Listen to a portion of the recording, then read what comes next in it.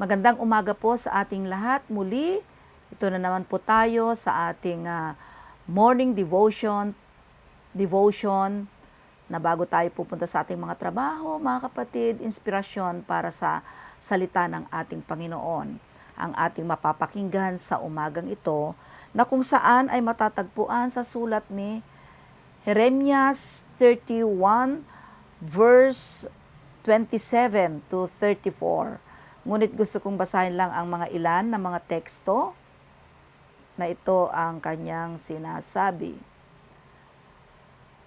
Sinabi ni Yahweh, darating ang panahon na pararamihin ko ang mga tao at mga hayop sa Israel at sa Juda. Kung papaano ako naging maingat nang sila'y aking ibagsak, bunutin, sirain, saktan at lipulin, buong ingat ko rin silang itatanim at itatatag. Akong si Yahweh ang nagsasabi nito, pagdating ng panahong iyon, hindi nila sasabihin, mga magulang, ang kumain ng ubas na maasim, ngunit mga anak, ang nangingilo, ang mga ngipin. Salip, kung sino ang kumain ng maasim na ubas, ang siyang mangingilo, mamamatay ang isang tao dahil sa kanyang kasalanan. Pinagpala ng Diyos ang bawat isa sa atin sa pagkarinig ng kanyang mga salita. Mga kapatid, ang Jeremiah 31 verse 27 to 34, binasa ko lang po hanggang 30, ay isang mahalagang propesiya tungkol sa bagong tipan or the new covenant na gagawin ng Diyos sa kanyang bayang Israel at ang bayang Huda. Ito ay naglalaman ng pangako ng Diyos tungkol sa pagpapanumbalik, pagbabago, at malapit na relasyon sa ating Panginoon.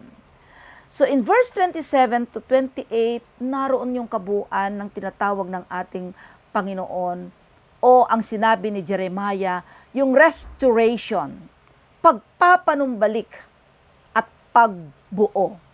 Sinabi ni Yahweh o sinabi ng Diyos sa verse 27, na siya ay magsasaka ng binhi ng tao at hayop sa sambahayan ni Israel at ni Juda.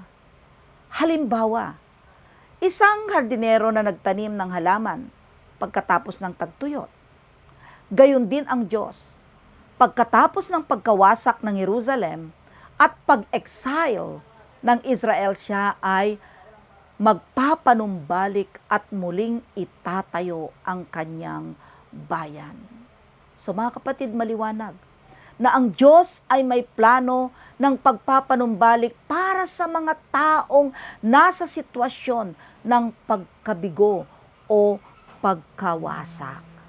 At hindi lang yun ang sinasabi ng mensahe sa umagang ito, mga kapatid, ay yung individual accountability rin ng tao. No, anong sinasabi sa verse 29? Hindi na sasabihin ng mga tao, ang mga magulang ay kumain ng ubas na mapait at ang mga ngipin ng mga anak ay nangingilabot. Bawat isa ang tinutukoy ng ating Panginoon ay may personal na pananagutan sa harap ng Diyos. Hindi na maaaring sisihin ang iba sa ating mga gawa. Narito ang araw at dumating ng Panginoon, sabi niya dito sa ating teksto, na ang lahat ng iyon ay babaguhin at magkakaroon ng tinatawag na new covenant. Pangako ng Diyos. Anong pangako niya in verse 31? Sabi ng Panginoon na ako'y gagawa ng isang bagong tipan sa sambahayan ni Israel at sa sambahayan ni Huda. Isipin natin na lang, mga kapatid, ng tulad ng isang kontrata na naputol. Ngunit ang isang bagong kasunduan ay ginawa na mas malalim at mas personal.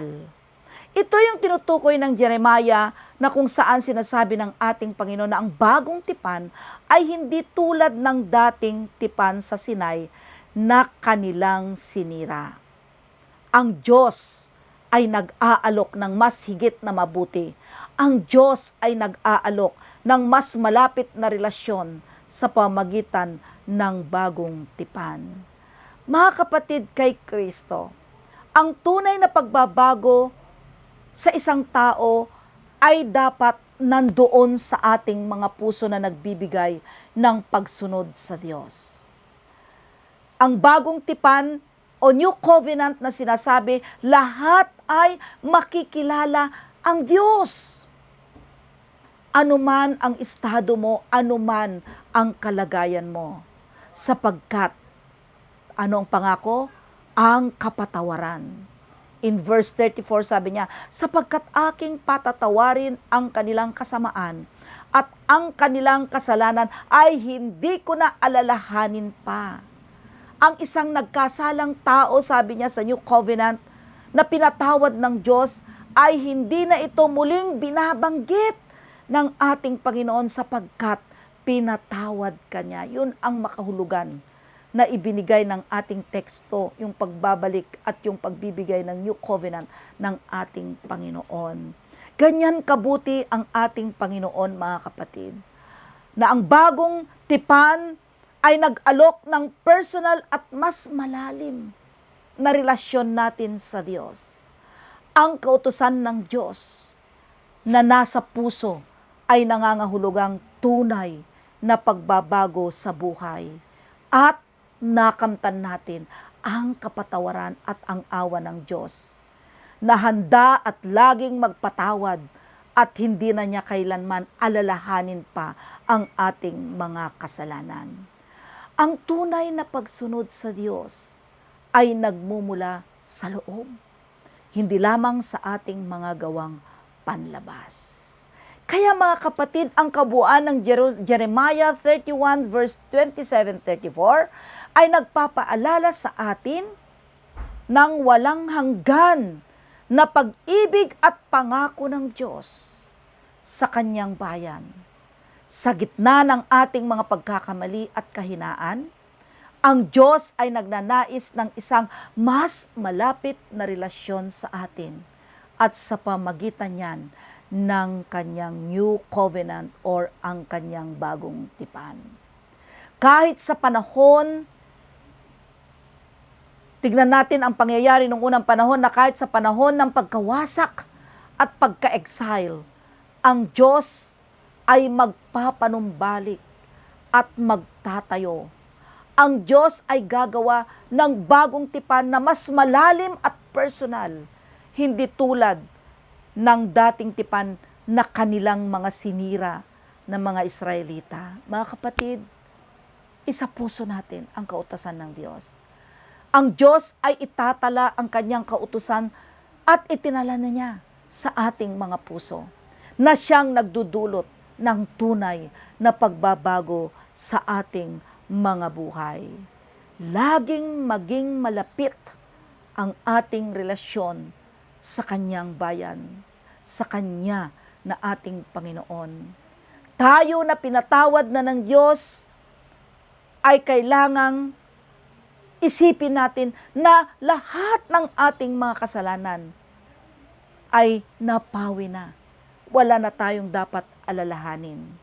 Kung kaya, ang tulad ng propesiya ni Jeremiah, sabi niya, ang Diyos ay nagnanais ng personal na relasyon sa bawat isa sa atin.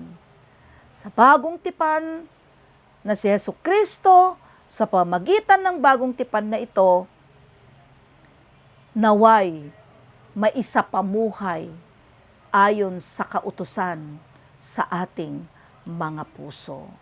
Mga kapatid, nagpapahayag ng ating teksto ng pag-asa ng pagbabago sa pamagitan ng New Covenant ng ating Panginoon.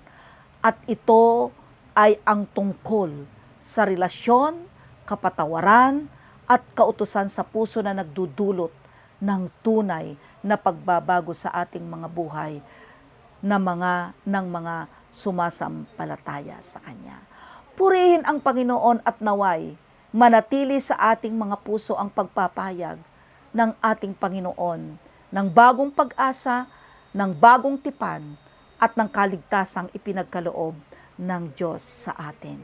Ating pong pasalamatan ang mga pangako ng ating Panginoon. Tayo'y manalangin. Panginoon, nagpapasalamat kami sa iyong bagong tipan na nag-aalok sa amin ng malapit na relasyon sa iyo. Iligay mo ang iyong kautusan sa aming mga puso at tulungan kaming mamuhay ayon sa iyong kalooban.